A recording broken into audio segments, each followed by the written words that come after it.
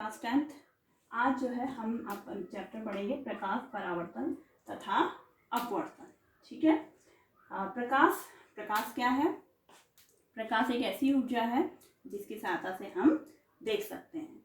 देखिए बच्चों, प्रकाश की जो सामान्य घटनाएं जो होती हैं, जैसे आप देखते हैं दर्पणों में प्रतिबिंब बनना, या तारे का टिमटिमाना, या इंद्रधनुष के जो रंग आप देखते हैं, ये सभी जो है आपके प्रकाश की ही घटनाएं हैं। इन घटनाओं पर भी हम बात करेंगे इसी चैप्टर के अंतर्गत। देखिए, जो प्रकाश है आपका, जो प्रकाश का एक गुण जो हम जनरल देखते हैं कि प्रकाश जो है एक सीधी रेखा में चलता है। ठीक है, ये एक सीधी रेखा में मूव करता है।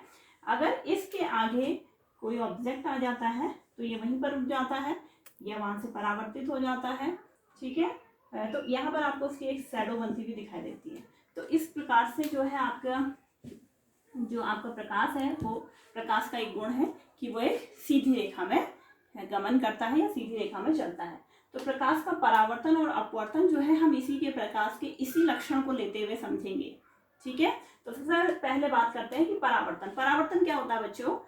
प्रकाश का किसी पृष्ठ से टकरा के, ठीक है, प्रकाश की किरण का, ये प्रकाश पुंज का किसी पृष्ठ से टकरा के वापस उसी माध्यम में लौटना, वो कहलाता है प्रकाश का परावर्तन। ठीक है, तो यहाँ पर जो परावर्तन है इसके दो नियम हैं। आपको ये दो नियम याद रखने हैं। आप जो है छोटी क्लास से परावर्तन के लिए दो नियम पढ़ के आ रहे हैं। कौन से हैं ये परावर्तन के दो नियम?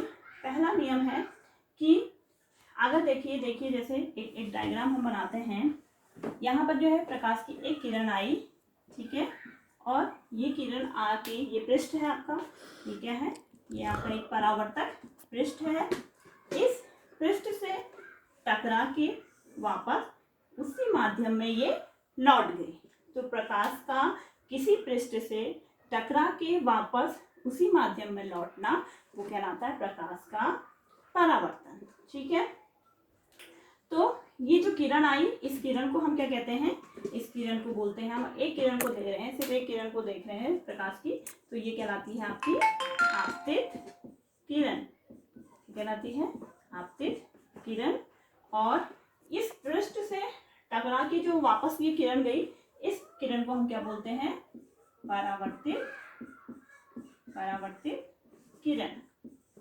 ठीक है, और अगर हम इस पृष्ठ के बीच में जो है आपका एक लंब खींचे। लंब क्या होता है बच्चों? पृष्ठ से 90 डिग्री का जो कोण है वो कहलाता है लंब। तो अगर हम एक लंब खींचे, यानी कि पृष्ठ से, इसमें क्या होगा आपका? पृष्ठ से जो इसके बीच में, इस लंब के बीच में जो कोण बनेगा वो 90 डिग्री का कोण बनता है, और इसको हम बोलते हैं अभिलंब। ठीक है, तो ये लंब जो हम खींचते हैं इसे हम बोलते हैं अभिलंब। ठीक है, तो पहला प्रकाश का परावर्तन का जो पहला नियम है वो ये है कि आपकी जो आपतित किरण है और परावर्तित किरण है और अभिलंब, ये तीनों एक ही तल पर स्थित होते हैं। ठीक है, पहला नियम क्या कह रहा है? आपतित किरण, परावर्तित किरण और अभिलंब तीनों एक ही तल पर स्थित होते हैं। ठीक है, और अगर हम इस अभिलंब और आपतित किरण के बीच में एक कोण बनाएं, इस कोण को हम क्या कहते हैं? इस कोण को कहते हैं आपतन कोण। ठीक है, जो किसके बीच में बन रहा है? आपतित किरण और अभिलंब के बीच में। और परावर्तित किरण और अभिलंब के बीच में जो कोण बना है, इसको हम बोलते हैं परावर्तन कोण। ठीक है, तो आपतन कोण जिसको हम आई से डिनोट करते हैं, ठीक है, और परावर्तन कोण जिसको हम आर से डिनोट कर रहे हैं। तो आपतन कोण और परावर्तन कोण, ठीक है, ये क्या होते हैं? ये दोनों बराबर होते हैं। तो ये दो नियम हैं। पहला नियम है कि आपतित किरण, अभिलंब और परावर्तित किरण तीनों एक ही तल पर होते हैं, और आपतन कोण परावर्तन कोण के बराबर होता है।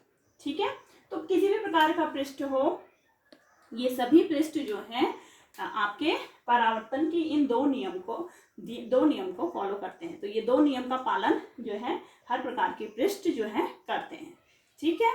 तो देखिए बच्चों, आपके सबके घर में जो है एक दर्पण होता है इस प्रकार से, जिस दर्पण में हम अपना चेहरा देखते हैं, हम अपने को देखते हैं, वो जो है आपका दर्पण। वो दर्पण में जो है, वो दर्पण भी क्या है, परावर्तन के नियमों का, इन्हीं नियमों का पालन करते हैं। तो ये जो दर्पण है आप देखते हैं, इस दर्पण को हम बोलते हैं, इसका पृष्ठ कैसा है, इसका पृष्ठ जो है आपका समतल होता है, तो इसको हम समतल दर्पण बोलते हैं। तो आपने देखा होगा कि उस दर्पण में जो आप देख रहे हैं, जो बन रहा है आपका, उसको हम बोलते हैं प्रतिबिंब। जो प्रतिबिंब होता है वो आपके सेम साइज का बनता है, और आपका जितनी दूरी पर आप खड़े होते हैं उतनी ही दूरी पर इस दर्पण में क्या है, आपका प्रतिबिंब बनता है। बच्चों देखिए, आप सबके घर में जो है चम्मच होगी, आपने चम्मच देखी है, तो इस चम्मच को आप कभी देखिएगा, इसमें भी आपको अपना प्रतिबिंब बनता हुआ दिखाई देता है। ठीक है, तो आप इसमें देखेंगे, आपको इसमें प्रतिबिंब बनता दिखाई देगा, यहाँ से देखेंगे या यहाँ से देखेंगे। ठीक है, तो ये भी जो है अगर एक प्रकार से क्या कर रहा, प्रतिबिंब बना रहा, तो दर्पण के जैसे ही कार्य कर रहा है। ठीक है, तो ऐसे जैसे ये पृष्ठ है, इसका तो क्या है, ये समतल दर्पण है, तो इसका पृष्ठ कैसा है, समतल है, इसलिए हम इसे समतल दर्पण कहते हैं। लेकिन ऐसे पृष्ठ जिनका आपका जो पृष्ठ है वो गोलीय होता है, ठीक है, जिनका पृष्ठ क्या है, समतल ना होकर के कैसा है, गोलीय होता है, ऐसे दर्पण को हम कहते हैं गोलीय दर्पण। ठीक है, कैसे दर्पण को, जिनका पृष्ठ कैसा होगा, गोलीय होगा, उन्हें हम बोलेंगे गोलीय दर्पण। इस प्रकार से जो है गोलीय दर्पण आपके दो प्रकार के होते हैं। एक होते हैं गोलीय दर्पण, जो है गोलीय दर्पण किसे कह रहे हैं, जिनके पृष्ठ कैसे हैं, समतल ना होकर के कैसे हैं, गोलीय होते हैं, ऐसे दर्पण कहलाते हैं। ठीक है, तो ये दो प्रकार के हो गए हैं, कौन कौन से, एक होता है अवतल दर्पण और दूसरा होता है उत्तल दर्पण। ठीक है, अब कौन से उत्तल दर्पण है, कौन से अवतल दर्पण है, ये बात कर लेते हैं। देखिए, आपने जो आपके घर में जो दर्पण रहता है उनको आपने देखा होगा, उन दर्पण का जो है आपका ये परावर्तक पृष्ठ होता है ना, वहाँ पर से आप प्रतिबिंब बनते हैं। ठीक है, तो जिनका जो दर्पण है वो परावर्तक पृष्ठ अगर कैसा है, ये देख रहे हैं ना, इस चम्मच को देखिए, इसको समझ सकते हैं, जिसका परावर्तक पृष्ठ कैसा है, धसा हुआ है, अंदर की ओर धसा हुआ है, तो वो दर्पण कहलाते हैं हमारे। अगर हम यहाँ से देख रहे हैं तो ये जो है आपका क्या कहलाएगा, अवतल दर्पण।